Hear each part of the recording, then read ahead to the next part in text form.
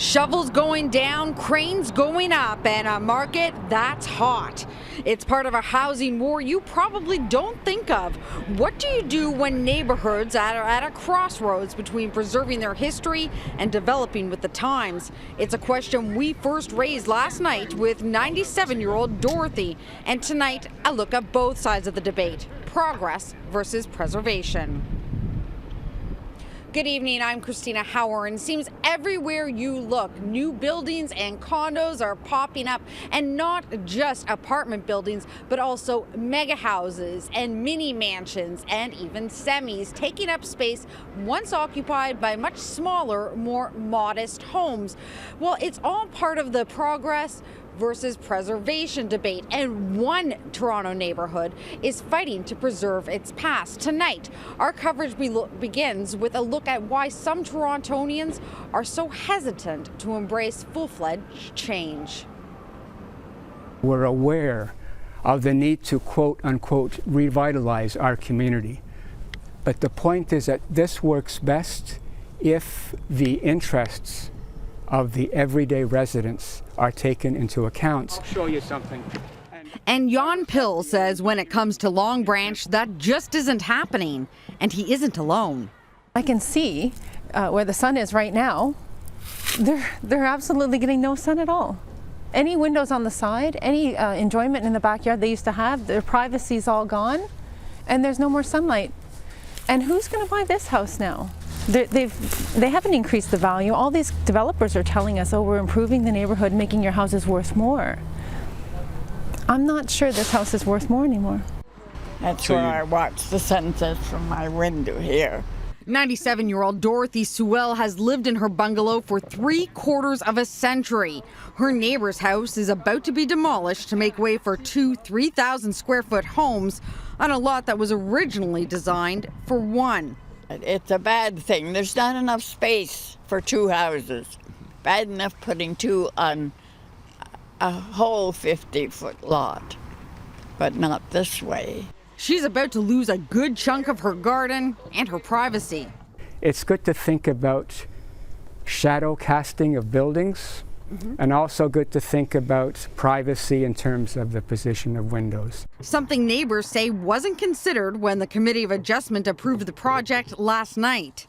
And it isn't just happening on Villa or in Long Branch, but rather across the city. And it's happening with such increased frequency that you can see it pretty much anywhere. You see right behind me, two homes that were recently built, but their neighbor right here, well, this single family home is about to be demolished.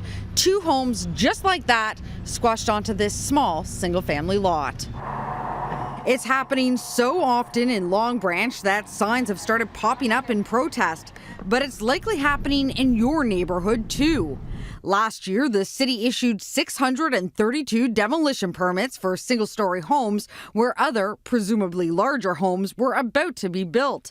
This year, the city has already issued the same amount, and there's still 2 full months before the year is done. Neighbors say it's getting out of control and fear they're powerless. I'd like more consideration for the city planning staff who recommends and advises that they don't approve these. Mark Grimes, our city councillor, is trying to tell them not to do this. So why aren't they listening? Long Branch neighbors are planning on appealing the decision to the Ontario Municipal Board, but the stance of preservationists is really only one end of the spectrum. Now over to Ginella with the other side of the story. Well, Cristina, I'm in East York, and here it seems that residents are welcoming that kind of change and development. Just take a look at this street. On this side, you've got a number of bungalows, single-story homes that have been here for decades, but just across the street, there's no shortage of homes that have been renovated, added second stories here. Now, the folks that I spoke to here believe that this type of redevelopment is really the only way for them to buy the homes that they want and still stay in the city of Toronto. I bought it because I wanted my son to continue to go to the East York school over there at R.H. McGregor, and this way I could make a bigger home. This is Tony DeLuca's new 2-story home, but a year ago it looked like this. One look around his East York neighborhood and you'll see many residents here had the same idea. I think that it's welcoming. It really is. It drives the prices up for their homes and it makes a better community, I think. Location, location, location.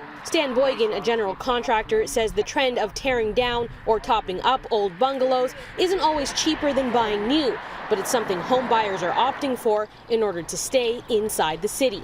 You can go condo, you can go to a new subdivision north or west or east. But in the city, there's the existing inventory of houses. You're getting a nice lot, because most of these lots are larger, say 50 feet by 120 feet deep. You're in an established area with good schools and good neighborhoods. And then when you add on, you're doubling the space of your house. Boygan says adding a second story to a home is cheaper and requires less city permits than tearing down to build a new one. And he expects this trend to become more popular in some Scarborough neighborhoods in the next few years. This particular area, which is Lawrence and Brimley, is sort of ripe for future development of that kind, because most of the homes are bungalows on large lots. Back in East York, DeLuca doesn't see the renovations in his neighborhood slowing down anytime soon.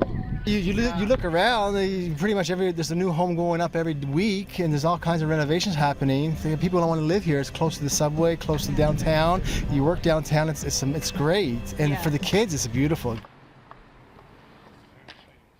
Now, Boygan does say that he does see lot splitting as a popular trend, something we're seeing here in this lot. It looks like they're going to build 2 different homes on this property. But he says that in those situations, he does tend to see more pushback from neighbors, and it also does require zoning permits from the city.